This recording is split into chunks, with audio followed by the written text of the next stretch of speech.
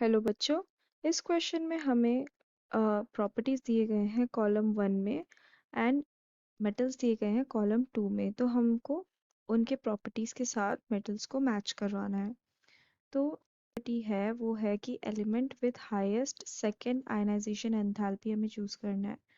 तो जो highest second ionization enthalpy है वो कॉपर की है। क्यों है देखते हैं।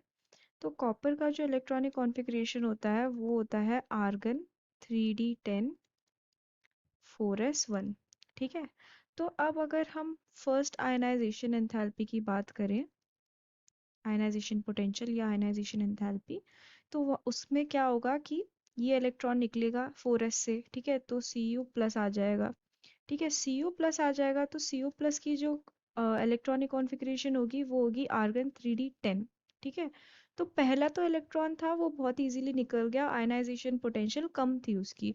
लेकिन जो नेक्स्ट आयनाइजेशन पोटेंशियल होगी, सेकेंड आयनाइजेशन पोटेंशियल, ठीक है, वो काफ़ी ज़्यादा होगी।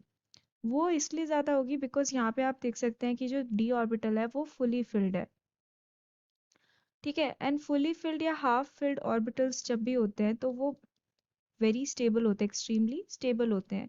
तो इनमें से अगर हमें कोई भी इलेक्ट्रॉन रिलीज करवाना है तो उसमें हमें बहुत ज़्यादा एनर्जी की ज़रूरत पड़ेगी, इसीलिए उसका आयनाइजेशन एनर्जी इंक्रीज हो जाएगा। तो फर्स्ट वाला मैच करेगा विथ सी। देन हमारे पास सेकेंड स्टेटमेंट में क्या बोला गया है कि element with highest third ionization enthalpy, तो वो होगा जिंक का। अगेन हम जिंक का इलेक्ट्रॉनिक कॉन्फ़िगरेशन देखेंगे सबसे पहले। तो यहाँ पे जिंक का इलेक्ट्रॉनिक कॉन्फ़िगरेशन है आर्गन 3d10। तो आप देख सकते हैं कि जब फर्स्ट आयनाइजेशन एंथैल्पी होगी उसमें क्या होगा कि 4s से एक इलेक्ट्रॉन निकलेगा, तो जिंक में +1 चार्ज आ जाएगा। ठीक है, तो वो भी इजीली निकल जाएगा। मतलब ऑल्दो यहाँ पे s ऑर्बिटल फुली फिल्ड है तो थोड़ा सा हमें ज़्यादा आयनाइजेशन एंथैल्पी या एनर्जी लगेगी, बट वो निकल जाएगा। सेकेंड आयनाइजेशन एंथैल्पी में क्या होगा कि अब तो यहाँ पे Zn प्लस का जो इलेक्ट्रॉनिक कॉन्फ़िगरेशन हो गया वो हो गया आर्गन 3d10 4s1। तो यहाँ पे 4s1 में एक ही इलेक्ट्रॉन है तो वो तो बहुत ही आसानी से निकल जाएगा।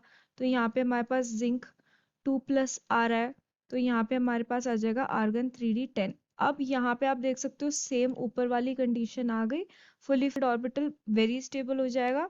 तो जब थर्ड आयनाइजेशन एंथैल्पी होगी वो काफ़ी ज़्यादा इंक्रीज हो जाएगी। जब थर्ड बार हमें इलेक्ट्रॉन निकालना होगा 3d ऑर्बिटल से जो फुली फिल्ड है, तो वो उसमें बहुत ज़्यादा एनर्जी की रिक्वायरमेंट होगी।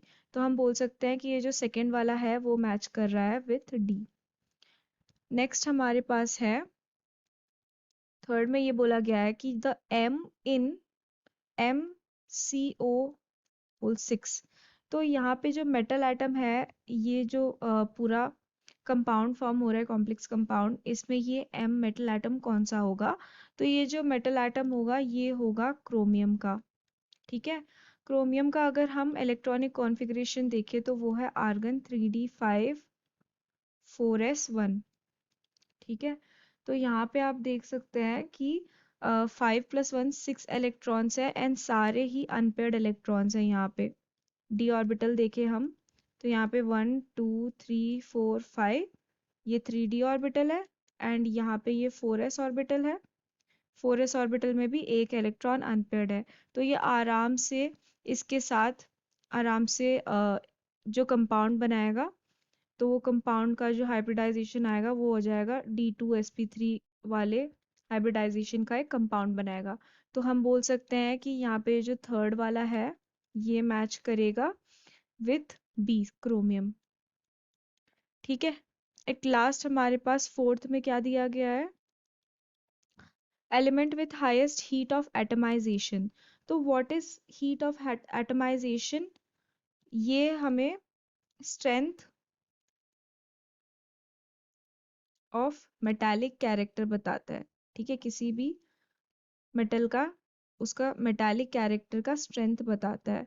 और strength of metallic character is in turn determined by the number of unpaired electrons. तो किसी भी कंपाउंड में, सॉरी, किसी भी मेटल में ज़्यादा नंबर ऑफ अनपेयर्ड इलेक्ट्रॉन्स होंगे तो उसका जो मेटालिक कैरेक्टर है वो इंक्रीज हो जाएगा। वो क्यों होता है increase? Because of inter metallic bonds बनने के कारण, ठीक है। तो यहाँ पे ज़्यादा अनपेयर्ड इलेक्ट्रॉन्स होंगे तो वहाँ पे इंटर मेटालिक बॉन्ड्स बन जाता है।